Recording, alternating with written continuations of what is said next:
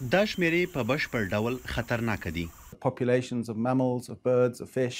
په نړیواله کچه د وحشي ژویو، مرغانو او کبانو شمیر له 1900 کال راهیسې 80% کم شوی دی، خو په خوږو اوبو کې بیا دا شمیر تر 80% پورې کم شوی دی.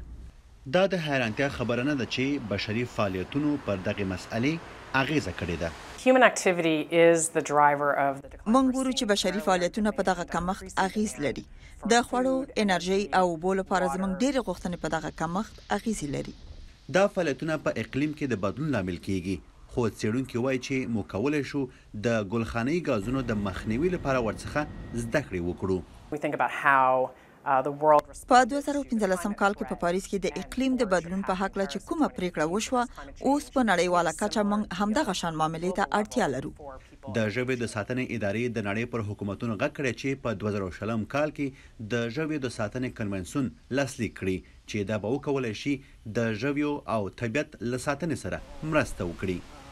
د ژویو د ساتنې نړیواله اداره وایي د نړۍ په کچه هر کال د 125 تریلیونو ډالرو په ارزښت له ځمکې څخه خواړه، لرګي او انرژي ترلاسه کیږي.